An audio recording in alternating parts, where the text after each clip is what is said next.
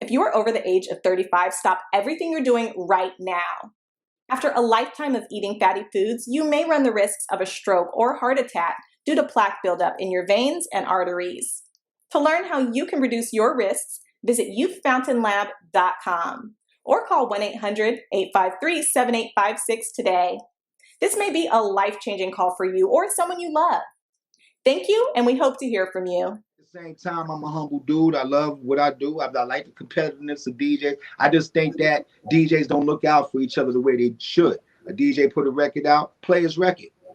Don't not want to see him get further because he's a DJ like you. Don't not want to see him get further than you. You know, like if you put a record out, play his record, support him. You know what I'm saying? And that's the part that I don't like. Gosh. Right. Man, it was a story you was telling, man, about Hard Knock Life, and that, originally being your song, and Jay-Z hearing it, I guess, at a show or something, and then him getting that beat. Talk about that story and your relationship with Jay-Z. Yeah. That's a whole big story, man. It's a big story. But I tell you what, it was dope that we did that record because I was going to give him something different. And that whole story is in the movie, so I gotta leave. I only could be minimum with that, but I was giving him something different, and I remember him walking past the studio, and he said, "Yo, I was playing something else that I had," and he was like, "Yo, we need to do that," and I ended up changing it. We ended up doing it, and it became It's Like That, and it was on my album. It was supposed to come out on my album first. Track the Streets. Something happened with the company where he delayed the album. A bunch of shit was going on. So Jay-Z's album, Jay-Z had licensed it on his album. Plus, I gave him Hard Knock Life also, which 45 King produced. But I gave him Hard Knock Life, and he put It's Like That on the same album. So I won the Grammy for that, which was fortunate. I was mad that it came out before my album, but then when I won the Grammy, I was glad it did. So it was dope. So yeah, but that was a dope day because him too. Jay came in, heard the beat, shook his head, played the beat again, shook his head. When the booth did it, one verse, had it written in his head. It's crazy. It was magical to see how he did that. And you worked on Volume 2 with him as well, right? With that Hard Knock Life? No? Okay. Only did It's Like That. Okay, It's Like That. I say wrong city. My bad. In your professional opinion, I seen something come out on Power 105 today. They were talking about, they had a big poster that said Drake versus Kanye, 20 songs, no bias, who's winning? I was like, damn, that's a good ass question because both of them brothers got catalogs like crazy. Who? Drake and who? Kanye, 20 songs, no bias, who's winning? Your professional opinion. Who's taking that?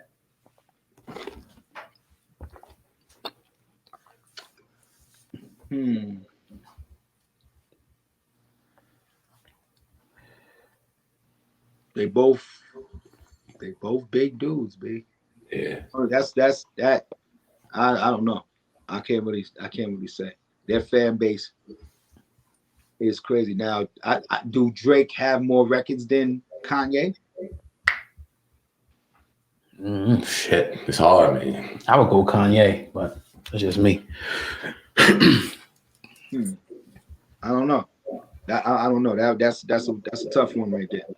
Yeah, that's a toss up. I believe that. Yeah, definitely. So I wanted to ask you, man, did you get a chance? Obviously, you probably did, but did you see the Lox versus Dipset battle? And how'd you feel about that? And how'd you feel about, the DJ on there and his timing, dropping the songs? Talk about that. The DJ opened my shows for 23 years. Technician DJ. He come from me. Okay. That's why he was such an entertainer, because he's seen real entertainment and how I done it all my career. So him being around and watching and learning and seeing crowds going crazy and being on time, knowing that, and having impact, he learned all that. So I was so proud of him watching him do that.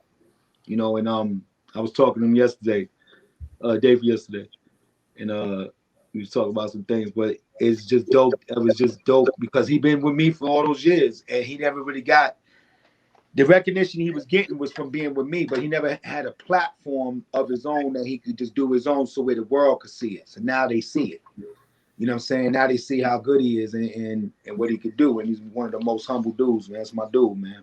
Quiet. You know what I'm saying? Don't talk too much. You know, but he's dangerous. Was that the difference in the battle? I know we seen the Freight Train Jada doing his thing, and he was obviously the talk of the show after it. But the DJ, like my cousin just said, impeccable, timing impeccable, and a lot of people gave Dipset's DJ a lot of criticism because it wasn't on the level of the Lox's. Was that impact? Yeah, Tech. You know, he's a student of a lot of different DJs. You know what I'm saying? Like he watched a lot of different people, but he traveled with me and seen what it was to be an entertainer and be, you know what I'm saying, on time, being more than just somebody behind a group just playing records. You know, being a key element into what's going on. That's why when we put him with Rakim, he's been with Rakim ever since. Because I did a tour with Rakim, and then we had him DJ. Well, he started DJing for Rakim, and then he started DJing for Ghostface and the Lox. You know, my manager was managing the Lox. You know, so it was his time to be out, to be seen instead of just being with me. He's been with me for 23 years, maybe even more. You know what I'm saying? So it was time for him to be out and be seen. It wasn't for me to say, yo, this is technician. Y'all better go. You know, it's for him to show and prove himself. And fortunately, he was on that platform on Versus that the world got a chance to see who Technician is. Definitely. So what you got coming up next, man, that you can tell the people about? I know you're still traveling. Obviously, you said over 200 shows. What's next you want to tell the people about, man? Man, I'm about to drop an album on y'all head. Okay. That y'all would not believe. Trust me, it's done. It's finished. Ready. I just shot 2 videos. I just shot one of the videos this past weekend with my daughter Vina Love. And y'all gonna be extremely surprised at this album, bro. And but I got 2 albums as a matter of fact. I started another album first called Top Tier with all the battle rappers. Right? Produced that.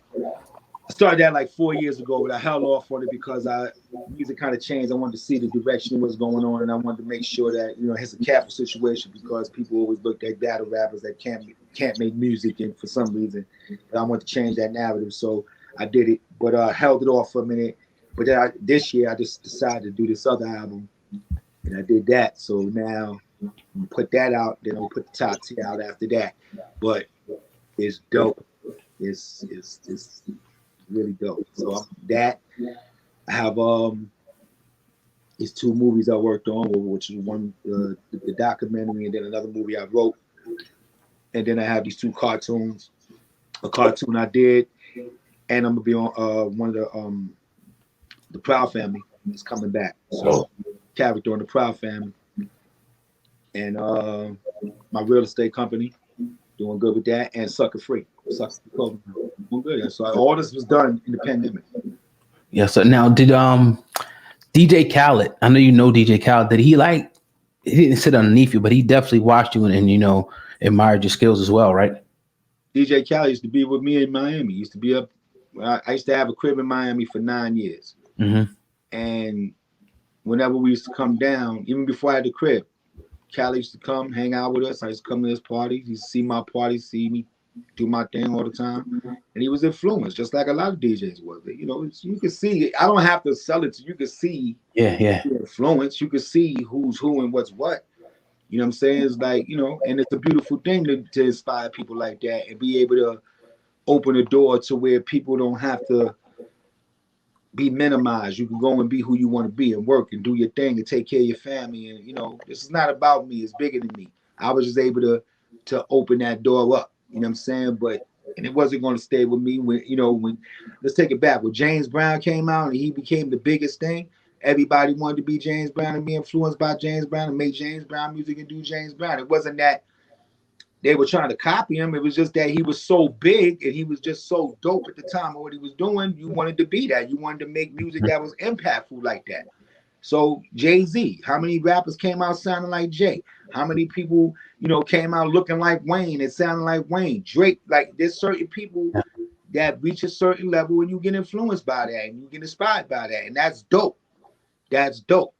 You know what I'm saying? But always respect the person you get it from, and always make sure that you say, you know, you ain't got to always say, yo, I got it from him, but always respect the people that gave you that lane. You know what I'm saying? Like, I respect Red Alert for putting me in Studio 54 when they didn't even want me in Studio 54. I talk about that in every interview. I'm doing it right now, talking about it right now. This is years ago, because I never forget where I come from. I never forget what people have done for me. I never forget if somebody did something and I might have done something. I don't really copy people, but let's just say something influenced me so much that I wanted to take it and put my spin on it.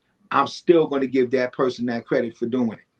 You know what I'm saying? You know, and I'm not looking for no credit. You know, I don't need that. But that's just the way I do things. You know what I'm saying? So. Or you drop little breadcrumbs about the documentary through a couple questions throughout the interview. Give us and the people some inside scoop on what's going to be on the documentary, if you can. A lot of great stuff. Going to be very cinematic. I can tell you that. Word. Well, definitely appreciate you. You know, just want to give you flowers right now, man. Appreciate your career and much success, you know, in the future. I appreciate y'all having me on, man. You know what I'm saying? It's dope. You know what I'm saying? Y'all keep doing what y'all doing. You know, y'all have my number. Y'all need to ask any other questions or whatever, you know, feel free. It's all good. But drop your social media handles too for the people. Yeah, Kid Capri 101 on the Twitter and the Instagram, and the real Kid Capri on Facebook. Y'all want me to come do y'all shows? Y'all can go to Christy at kidcapri.com, KRISTI, come in your city and do what I do. And that's it. But like I said, I got this album about to drop in a minute. Be on the lookout for that. Something unexpected. Appreciate you, man. Kid Capri on the Hip Hop Uncensored Podcast.